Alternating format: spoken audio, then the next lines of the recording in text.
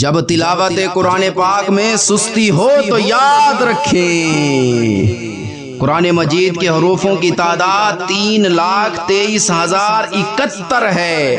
رسول اللہ صلی اللہ علیہ وسلم کے فرمان کے مطابق ہر حرف کی تلاوت پر 10 نیکیاں لکھی جاتی ہیں۔